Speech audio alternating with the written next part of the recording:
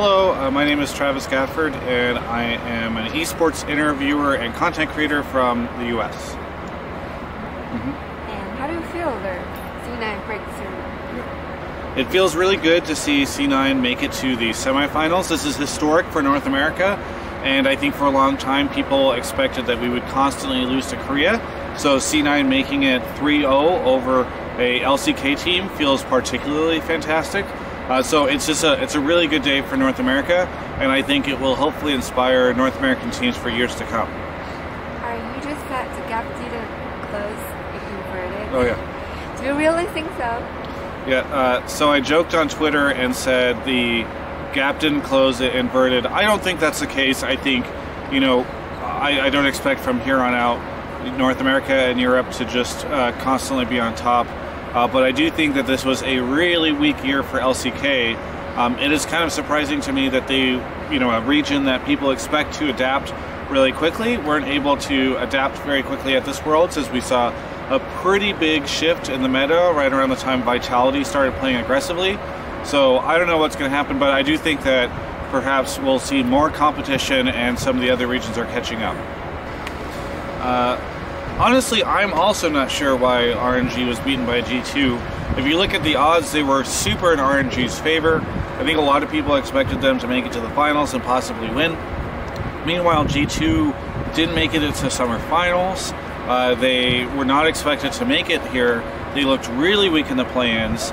And so I think it was literally just that G2 was able to play far beyond what anyone expected them to do. And RNG seemed to struggle a little bit. And maybe they just weren't expecting that level of competition from G2. I don't know. I think for a long time people will be trying to figure out why it is that RNG lost. Since so many upsets happened, what's your prediction for the world champion? For the world champion? Yeah, it's really interesting. We are filming this right as Fnatic is playing, and they lost the first game in dramatic fashion to EDG. So now I actually have no idea who's going to win, because I would have never expected any of these four teams to make it out of quarterfinals. I thought that it was the other four teams that would make it out. So I kind of feel like the field is wide open. I have heard that EDG is really scary in scrims, and so perhaps they have a pretty good chance. And I am a little more worried for G2 over IG. And so I think there's a funny world where after all this hype for the West, we might end up with a China-China final. I don't know. But I really hope that we end up seeing like a multi-region final, where if China does make it, we have somebody from the West, either Europe or North America, there as well. How about, let's get back to the personal stuff. Sure. We have heard that you have some struggle prior to Worlds of getting a sponsor to be here. Yeah. How has that road been? Yeah. So this year, for those that are curious, I decided to really commit to being independent. So instead of working for a major media company, I was just going to go just by myself. Me and my producer, Broden, as well as some people that help us out. It was just going to be me sort of doing stuff off my own brand. And it was a difficult year at times and kind of scary. With MSI, I went to MSI and I did not have a sponsor. And so while the community was able to help out a little bit, actually a great deal they were able to help out, I still lost a lot of money going to MSI. I was really worried that Worlds would be the same. Super happy that U.GG came in and sponsored me, but it's been an interesting year. And right now I am trying to take steps to ensure that I will not have to be worried about this next year. But I think so far I feel like this year is a success, even if there were some scary moments. So why are you so persistent in being an independent journalist? Are there times you want to just give up? Why am I so persistent in being independent and continuing to do this interviewer stuff? Yeah, I think in the West it is really, really hard to be an interviewer or to have a successful media company. I am not sure if there are any Western outlets that are here at Worlds right now that are profitable. And companies like ESPN can lose money on Worlds because, maybe they can make that money elsewhere and they've got a lot of funds. But for me, I can't lose money on Worlds because then what if I can't pay rent next month? So I have decided to be persistent though about it because I think there is a way for me to make this work. And I love doing this job. and the audience seems to really enjoy it. I actually really did think about leaving the esports interviewing world at the end of last year whenever Yahoo was going under, and I decided to go to Worlds last year on my own, and the support that I got from the community and so many people being so excited to see me doing this stuff on my own, they really enjoyed that. So that really inspired me this year to try to commit to being on my own and to try to make this work. And so I am dedicated to doing that, despite other opportunities being out there for me. I really want to try and make this work. So you have been doing this before the LCS was even established. Yeah.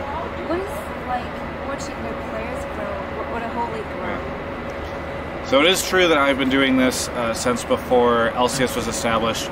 It's been really crazy to watch all the players and teams and everyone grow. I'm still here doing this, but the amount of players that are still here since Season 1, Season 2, very minimal, right? You got like Doublelift, Soaz, I think Clearlive might be there in there. I know he's been playing for a long time.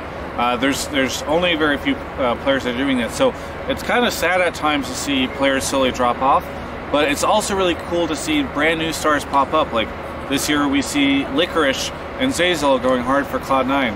That's fantastic to see. And G2 came in with a bunch of, not new faces, but a new lineup around Perks that was also really fantastic to see, and they've made it to the semifinals. So it's really fantastic to see the veterans who can stick around, like a Soaz or a Doublelift, as well as some of the new faces that come into Worlds and can really stir things up. And how did the scene mature in your eyes? The scene has matured dramatically during these past 7 or 8 years since I've started working in it.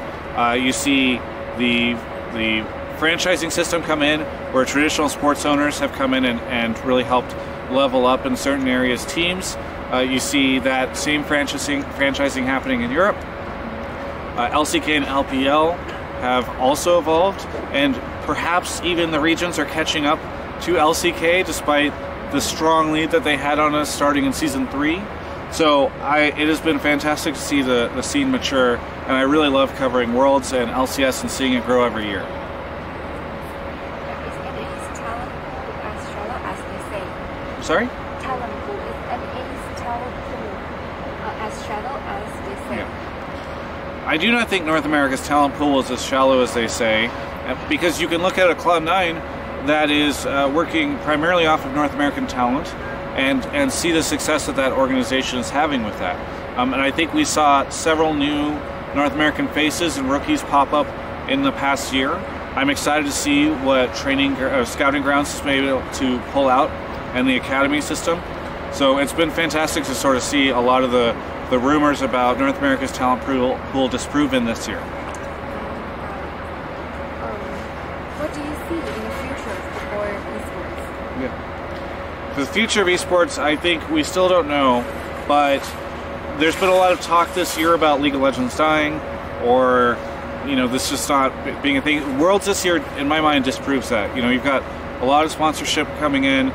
Views have been steady over the course of Worlds. The storylines have been fantastic. There's tons of passion from all the fans that I'm seeing here at this event, even the ones whose teams are losing. And so it's been really cool to sort of see how strong and vibrant the North American and global League of Legends scenes are this year at Worlds. I don't know if this question is okay, but if you're briefly to answer that would be okay. Sure. There has been some pretty negative press on Riot Games this year. Yeah. What's your perspective on that? Yeah, I do think this has been a tough year for Riot Games. A lot of negative press for them. Certainly the fact that they have been failing in so many areas is not good, but I also think that this might be a good year for them in the long run, because Riot, I think, was very confident in their position for a very long time, and when you are having so much success as a company, and this happens in League as well, as a team, anytime you're having so much success, it makes it look like everything you are doing is right. It's really hard to find the areas where you can improve. And so this year, with so many missteps and failures in certain areas, I think they can really take a step back and think about what they need to do to improve, and maybe set ourselves up for better years in the future. So as much as I have sort of held Riot to the Fire at times this year, and I've seen others do it as well. I still have a lot of faith in the company to improve, to have a better situation for their employees, to run their esport in a much better and efficient fashion, to find sponsorships and grow. So I'm really excited for the future, despite, I know, 2018 being a year of some disappointments on the Riot front.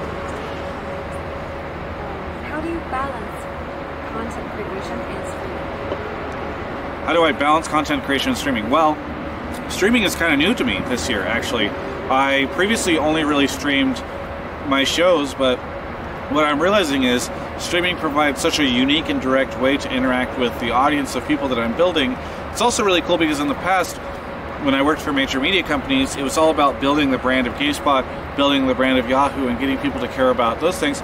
Now I actually do kind of need people to care about me and my well-being and my content and all that stuff. And so streaming has been a great way for me to connect with the audience. I still really favor, from a time perspective, doing stuff for the YouTube channel, doing general content, but streaming is like a cool way to kind of relax and connect with people, and I've really enjoyed it this year. So I expect to see streaming become even more of a thing for me in the future. I want to keep doing that. The audience I'm building there is fantastic. I really hope that if you're watching this or reading this interview or consuming it, that you will consider checking out my Twitch page. But yeah, that's going to be a big thing for me going forward. How did you come up with the idea for Hotline League? Will it be ongoing? Yeah. So Hotline League is just celebrating its 1-year anniversary. As we film this, we just had the 50th episode of Hotline League hit. Really excited about that show. It's one of the longest running series that I've ever worked on. And Mark Z is also super passionate about it, I know. It's super unique because we can create so many interviews and conversation topics, but for me, it's really fantastic to have a show that allows the community to have a voice, right? As we film this, we're talking about having Nadeshot come on to talk about the issues that Hunter T had at Worlds this year, and having that ability for the audience who right now is a little disappointed in the Hunter T organization to speak directly to the guy that's in charge of it, I think is really unique, and it's hard for people to get that elsewhere other than maybe like a Reddit AMA. So, love that show. In terms of where I came up with the idea, I think it's funny, Mark and I think both kind of had the idea around the same time. I think I might have been the one that approached him about it first, but I know he really liked the idea of it as well. One of the ways, I wanted to do a call-in show for a while, but one of the things that really made it work was I went to Lily Pichu's stream one night at 2 a.m. and she was filming a like Talk to Lily Pichu stream where she was just dragging people into Discord and talking to them, and I realized then just how simple it would be to do a call-in show. All it took was Discord, just join up in a Discord and have people talk to you. So that was really what helped inspire just the mechanisms on how we were going to fulfill this idea of having a call-in show. So I think Mark and I really liked it, and it really fit into what I was starting to do at that point in time, which was try to open up a more direct line of communication with the audience that has been supporting me for so long. So you were, as an interviewer, in fact you were really popular. Oh, thank you. So could you give some tips for entry-level interviewer? Yeah. And how to make it good questions, how to make a good interview? Yeah. So for new interviewers and content creators, I often get asked, do you have any tips for them? And for me, I actually think one of the biggest things that I like to say is something that Day9, who is a StarCraft guy, who does a lot of other things these days, does some Magic the Gathering shows, he likes to say just go do something. And that's really true, because if you spend so much time asking people around for advice or hitting people up and saying, what should I do? You're not actually creating anything. That's not how you're going to get better. Just come up with an idea. It doesn't matter if it's a bad idea. It doesn't matter if you can't execute it perfectly. Just do that. And you know what? If nobody's watching it, great, because it's not about that. You're not trying to build like an audience out the gate. You're just trying to get experience so that you can figure out how to do this. If you want to do interviewing, interview friends, interview people who are competing in local tournaments. That stuff is going to give you a lot of training. You're going to learn a lot. You're going to watch back the interviews and try to figure out how you can do it better. And that's really important. So just start doing something. And then, what was the second part of the question? The second part was? Yeah. I think it's just the tips for entry-level interview. So yeah, just start doing something, and that's what's going to help you excel. So just start doing something, and that's what's going to help you succeed. But how to think over the good questions? Oh, that's what the second part of the question was, yeah. Now, if you're trying to come up with good questions, I really feel like the best way to do it is to approach the whole thing like a conversation. Because whenever you are thinking about it like, here's question 1, question 2, question 3, you're going to create like a robot scenario. It's a little harder to come up with it that way, to make it conversational. It's maybe a little bit more awkward in the start, but I feel like it's going to allow it to flow a little bit better. So think about what you want to know about this person. Do you know how they got into League of Legends or how they got into esports? Do you have an interesting question about maybe a play that they made in the beginning of the game or how they've been doing? You know, to be a good interviewer, you actually do have to be invested and curious about the people that you're talking to. And that's why I think it's best suited for people that are just actually fascinated in other people, other individuals. So I highly recommend that, you know, if you're going into it, you're trying to think about questions, just honestly think about the stuff that is curious to you, because that's what's going to allow that conversation to occur. And if it's interesting to you, guess what? It's probably interesting to other people. So that's probably a good way to start coming up with questions. Are you planning to open a class for this? Am I planning on opening a class? I don't have any plans to open a class right now, but I did do a video on my channel which is just about interviewing and how I think interviewing can help you in all sorts of situations, not just informal situations, but if everyone knows how to conduct a good interview, it's going to make them better able to connect and have conversations with friends and family members. You can learn a lot about them, and they'll appreciate you taking an interest in their life. So you can check that out on my channel, and maybe in the future I'll do more content around interviewing. Yeah, I would love to see that. Oh, thank you. Oh, there's one, you're a very good friend with Doublelift. Yeah. And Doublelift has a lot of fans in China. Yeah. We're really concerned about him after his loss. Where does he feel right now? Oh, yeah, loss. Still okay? Yeah. Yeah, so I did have a chance to talk to Doublelift a couple times.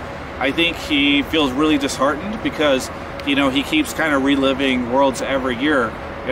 Every year it's start playing in spring, go to finals, try to win finals, go to MSI, try to win MSI, go to summer, try to win summer, then make it to Worlds, then go to groups and try to get further. And I think it's really hard for him because every time he loses, he has to completely reset and do the whole thing over and over again. So I know that's really tough for him, but he's also super committed.